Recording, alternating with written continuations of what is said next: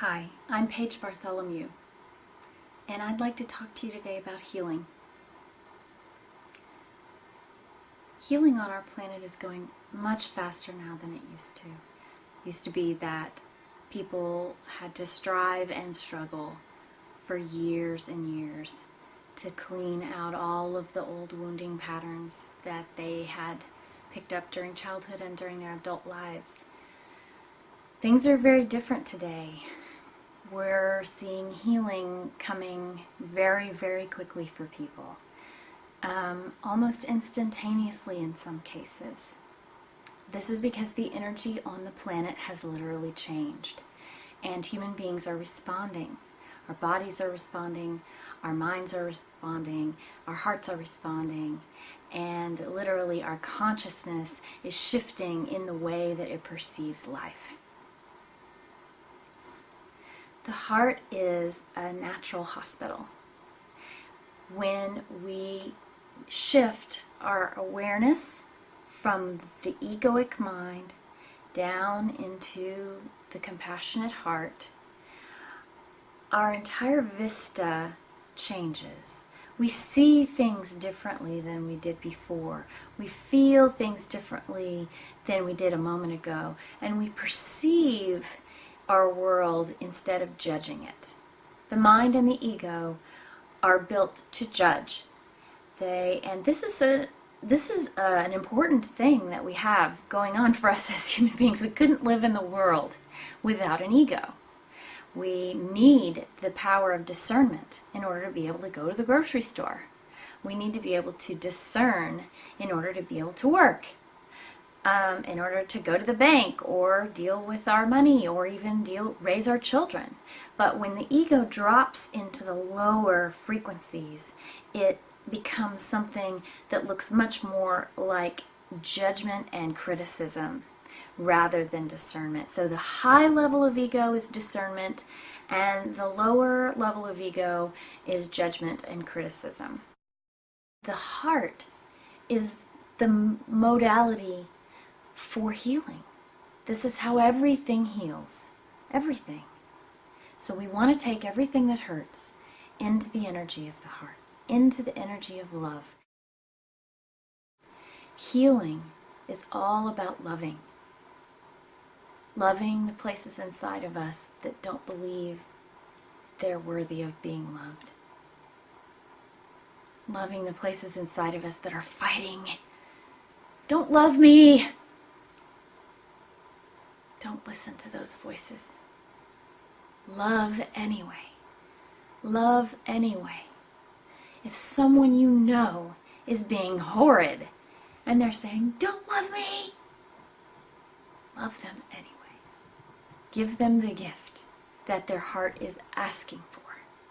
Love them anyway. And this is what we do with ourselves. Oh, I'm so stupid. Oh, I'm so ugly, or I'm so incompetent. All of these horrible things we tell ourselves every day. I'm not witty. I'm really not witty.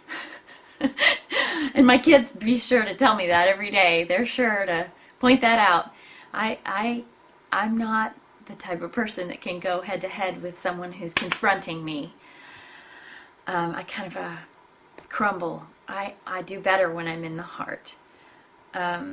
And maybe that's a good thing, and maybe that's a little bit of a weakness for me. But I'm not witty. And sometimes in social situations I feel a little vulnerable because of that. Because I don't have this quick, sharp wit that can come up with these, fantastic stories off the top of my head. And, I'm much more about perceiving and feeling. But sometimes I can use that as a baseball bat against myself. I'm not witty. I'm not quick enough. Maybe I'm not quick enough because I'm too busy perceiving everything in the room. Maybe you're like that too. Or maybe you're the witty person, which I completely admire. But we use these places in ourselves. I'm this, I'm that. I'm not this, I'm not that. We use these as baseball bats against ourselves, and I know you know what I mean by that. How about if I take a moment and just say, okay, so yeah, Paige, you're not witty. You're not clever. Let me just love that about myself. As we heal each little voice, each little issue, each little piece and part and particle of our being, healing and healing, we come into more peace, more certainty, and we find that we are awakening to who we truly are. We are awakening to what this world truly is. So the healing process is actually identical to the awakening process. When we come to love each part of ourself, it opens and awakens us. Think of the heart as a magical room that you can enter anytime you want to. You can make up what the room looks like. It can be full of beautiful tapestries and soft cushions or beautiful furniture, or it can be anything you want. It could be a room filled with nature where you can't even see the walls. It just looks like it goes on forever. Whatever you want the room of your heart to look like. And this is where you can go anytime you need the magical healing powers of the heart. So if you're struggling with something and you need healing, you can take this wounded, hurting place and you can say, okay, honey, we're going to walk into the room of our heart now and really make an elaborate procession out of it. Really think about the doorway and the walking in the room and what it all looks like and smells like and feels like, and all the senses that you might have in your imagination of this special room of the heart. And when you walk inside this room of the heart, take that wounded place with you, take that hurt with you, and you get, the sky is the limit here. This is your journey. So I'm just giving examples of the ways that I've explored it. You might take the wounded part of you, the part of you that is hurting, and maybe the story that goes along with it, and you might take it out and you might place it in a special place in the room.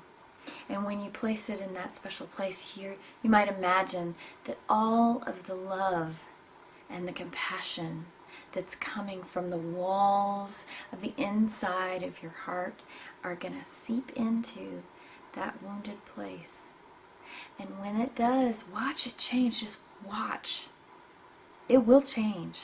Something will change, because love can't not have an effect on it. When we stop fighting inside our own self, that's when we stop fighting on the outside. Have you ever noticed that when you're kind of in conflict about something inside your own mind, that when your spouse comes home, you might be a little more prone to kind of pick a fight or two with them? I have noticed that about myself. And so when I do my work to notice, okay, what's going on with me, Paige? I am feeling like I'm in conflict about this issue. And then I do my work to accept whatever is there, accept myself, and give loving thoughts, step after step. Whatever thought arises next, love that. Whatever thought arises next, I love that. And whatever thought arises next, I love that, until suddenly I'm washed with love, washed. This is how I want to feel. I don't know about you, but that's what I want to feel. And then when my spouse comes home, I wash him with love. And he's, happy. This is how we find world peace. It doesn't take work. It doesn't take treaties. It doesn't take compromising. It doesn't take government. It just takes a loving, accepting heart. Loving and accepting my own self in every part of me, every imperfect part of me, every incomplete part of me, every part of me that I wish were different. Loving and loving that. And when we do that for ourselves, then we model love out to the rest of the world. And this is how the whole world is going to come to peace. When we ease the internal conflict by way of the heart. Thank you for being part of my healing. Thank you for being part of my awakening. Thank you for being part of my heart. If you'd like to be friends with me on Facebook, you can find me at www.facebook.com/The Revolution of Evolution.